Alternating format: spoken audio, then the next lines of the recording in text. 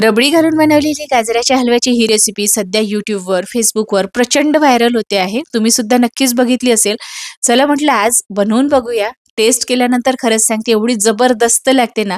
आपण नेहमीचा जो गाजराचा हलवा बनवतो ना, त्यापेक्षा रबडी घालून बनवलेला हा गाजराचा हलवा खरंच अफलातून लागतो चवीला. ही रेसिपी मी माझ्या पद्धतीने रिक्रिएट केलेली आहे. ट्राय नक्की करा. परफेक्ट मेजरमेंट तुम्हाला देणार आहे. त्यामुळे गाजराचा हलवा खूप गोडही होणार नाही, खूप फिका सुद्धा होणार नाही. मस्त रिच क्रीम मलाईदार बनेल. अर्धा लिटर फुल फॅट दूध घ्यायचं, तापवायला ठेवायचं. इथे मी 1 किलो गाजर घेतलेले आहे. गाजर सोलून घ्यायचे आहे. हिवाळा असल्यामुळे हे लाल रंगाचे जे गाजर मिळतात ना, याचा हलवा खूप मस्त बनतो. कारण हे गाजर मुळातच खूप गोड असतात. गाजर सोलून घ्यायचे. देठाकडचा भाग असा चिरून घ्यायचा, म्हणजे देठ वेगळं करायचं आणि मागचा जो भाग आहे तो सुद्धा काढून घ्यायचा.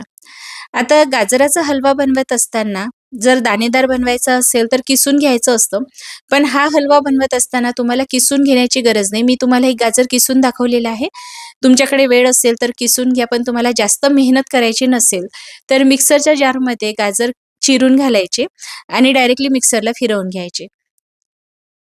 तर याला फिरवत असताना शक्य तेवढं जाडसर ठेवण्याचा प्रयत्न करा. खूप जास्त बारीक असं वाटण करू नका. दुधाचा किंवा पाण्याचा वापर करून वाटायचं नाही. पेस्ट बनवायची नाही. आता मी अर्धे गाजर जे आहे ना, ते मिक्सरला असे फिरवून घेतलेले आहे. जसं मी तुम्हाला सांगितलं तुमच्याकडे वेळ असेल तर तुम्ही किसून घेऊ शकता. पण एवढी मेहनत करत बसण्याची अजिबात गरज नाही आहे. हा गाजराचा हलवा आपण जरा वेगळ्या पद्धतीने बनवतो आहे आणि याचं टेक्स्चर जे आहे ना, ते दाणेदार नसून बर्फीचं कसं टेक्स्चर असतं तसं यायला हवं. आणि हा ओव्हरकुक सुद्धा आपण करणार आहोत, जास्त शिजवून घेणार आहोत. त्यामुळे याचे लच्छे तुम्हाला दिसणार नाही. म्हणून किसत बसण्याची गरज नाही आहे. डायरेक्टली मिक्सरला फिरवून घ्या. चला आता एक मोठं पातेलं घ्यायचं. यामध्ये मी साजूक तूप घालते आहे 3 चमचे. तुम्ही गाजराच्या हलव्यामध्ये थोडं जास्त तूप घातलं ना, तरी काहीच हरकत नाही. छानच चव येणार आहे. पण मी इथे 3च चमचे घातलेलं आहे. तुम्ही थोडं वाढवू शकता. वाटून घेतलेले गाजर यामध्ये घालायचे आहे. सुरुवातीला आपल्याला गाजर जे आहेत ना, ते तुपामध्ये छान भाजून घ्यायचे आहे.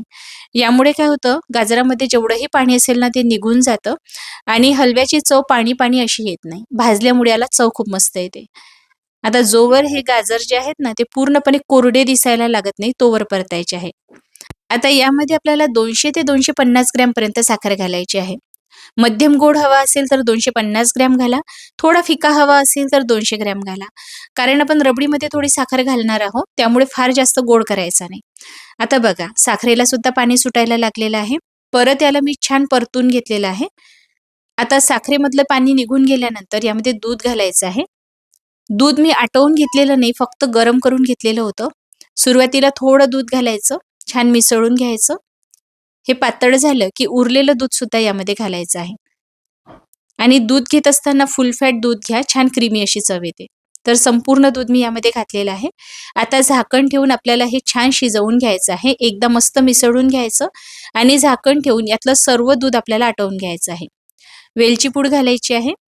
आता मी झाकण ठेवते आणि संपूर्ण दूध आटवून घेते. आता इकडे आपल्याला रबडी बनवण्यासाठी परत अर्धा लिटर फुल फॅट दूध घ्यायचं आहे. यामध्ये मी अर्धा कप घालते आहे मिल्क पावडर. जवळपास 60 ग्रॅम एवढं हे मिल्क पावडर आहे. सुरुवातीला गॅस सुरू करायचा नाही. थंड दुधामध्येच मिसळून घ्यायचं, नाहीतर गुठळ्या होतात. यामध्ये मी फक्त 3 चमचे साखर घालते आहे. पोहे खाण्याच्या चमच्याने घालायची. जास्त साखर घालू नका. रबडी गोड चवीला छान लागत नाही. वेलची पूड घालायची. सर्व छान मिसळून घ्यायचं. आता तुमच्याकडे जर रोज पेटल असेल, म्हणजे गुलाबाच्या वाळलेल्या पाकळ्या असतात ना, त्या असतील तर घाला, नसतील तर स्किप करा किंवा रोज इसेन्स घालू शकता. नसेल तर स्किप करा. आता यामध्ये आपल्याला घालायचं आहे पनीर. पनीर नसेल ना, तर तुम्ही स्किप करू शकता. त्याऐवजी मिल्क पावडरचं प्रमाण थोडं वाढवून घ्या. पण पनीर असेल तर पनीरच वापरा किंवा दूध फुटलेलं असेल ना, तर तेही पनीर तुम्ही यामध्ये घालू शकता.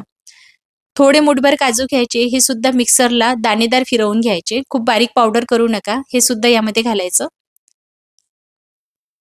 आता छान सर्व मिसळून घ्यायचं आणि हे आटवून घ्यायचं आहे. सोबतच मी केसर घालते आहे. रंग खूप मस्त येतो आणि चवही छान येते. बघा आता गॅस मी मध्यम आचेवर ठेवलेला आहे. एकसारखं चालवत राहायचं. याचा रंग बघा बदलायला लागलेला आहे ना. बघा इथे रबडी तयार व्हायला सुरुवात झालेली आहे. कडेनी जे लागलेले आहेत ना, ते सर्व एकत्र करायचं दाणेदार रबडी इथे तयार झालेली आहे. यापेक्षा दाटसर करायची नाही, कारण गार झाल्यानंतर परत हे दाटसर होणार आहे. मग पसरवायला खूप जास्त त्रास होईल. यामध्ये चमचाभर तूप घालायचं, छान मिसळून घ्यायचं. मस्त रिच आणि क्रीमी अशी रबडी इथे तयार झालेली आहे. बघा दिसायला काय मस्त दिसते आहे. आणि ही रबडी ना तुम्ही जिलेबीसोबत सुद्धा बनवू शकता. इन्स्टंट रबडी आहे. इथे आपण मावा, खवा याचा कशाचाही वापर न करता ही रबडी बनवलेली आहे. नक्की ट्राय करून बघा. खूप मस्त लागते चवीला. ज्या टिप्स मी तुम्हाला सांगितलेल्या आहेत त्या फॉलो करा. अशा पद्धतीने बनवाल ना तर रबडी अगदी परफेक्ट बनेल. चला आता हलवा बघून घेऊया.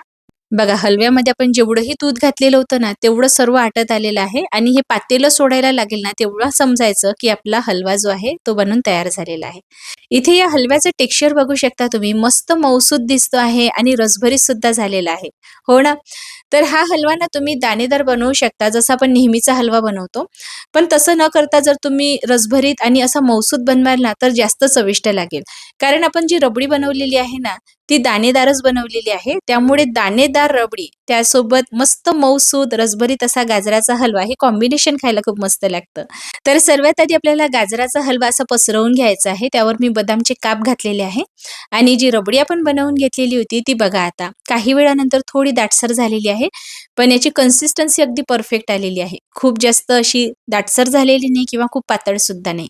ही सुद्धा आपण अशी पसरवून घेतलेली आहे. आता तुम्हाला ज्या पद्धतीने डेकोरेट करायला आवडत असेल त्या पद्धतीने डेकोरेट करा.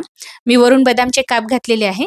थोडं मी सिल्वर वर्क लावलेला आहे. हा सुद्धा असा मी थोडा दाब देऊन पसरवून घेते आहे. आजूबाजूला असं पसरवून घ्यायचं आणि वरून परत मी बदामचे काप घालते आहे. थोडं दाबून असं प्रेस करून घ्यायचं म्हणजे छान चिकटून राहतात. आता तुमच्याकडे जर रोज पेटल्स असतील ना, ताजं गुलाबाचं फूल असेल ना, तर त्याच्याच पाकळ्या घाला. हे दिसायला खूप छान दिसतं. म्हणजे तुम्हाला कोणाला सर्व्ह करायचं असेल ना, तर तुम्ही अशा पद्धतीने डेकोरेट करू शकता. काय मस्त दिसतो आहे ना दिसायला. अगदी रिच आणि क्रीमी टेस्ट असलेला हा गाजराचा हलवा एकदा नक्की ट्राय करून बघा. मी तर आज पहिल्यांदाच हा रबडी गाजराचा हलवा खाऊन बघितला होता. पण खरं सांगते आता ना मला जुन्या गाजराचा हलवा खाण्याची अजिबात इच्छा होत नाही आहे आणि घरच्यांना एवढं प्रचंड आवडलेला आहे ना, की परत एकदा मला बनवावा लागणार आहे. तुम्हाला सुद्धा आग्रहाने वारंवार सांगणार आहे, की एकदा करून बघा, करून बघा. कारण तुम्ही एकदा खाल्ल्यानंतर ना, तुम्ही सुद्धा जुना गाजराचा हलवा विसरूनच जा आणि मिठाईच्या दुकानामध्ये मिळतात ना, त्यापेक्षा जास्त चविष्ट लागतो हा गाजराचा हलवा. त्यामुळे नक्की ट्राय करून बघा. रेसिपी तुम्हाला कशी वाटली मला कमेंट करून नक्की कळवा. आवडली असेल तर लाईक, शेअर करायला विसरू नका आणि अशाच रेसिपी पुढेही बघायच्या असेल तर घरोघरी अन्नपूर्णा या यूट्यूब चॅनलला सबस्क्राईब करा. तसेच फेसबुक पेजला फॉलो करा. लवकरच भेटूया. तोवर हा व्हिडिओ बघण्यासाठी तुमचे मनःपूर्वक आभार.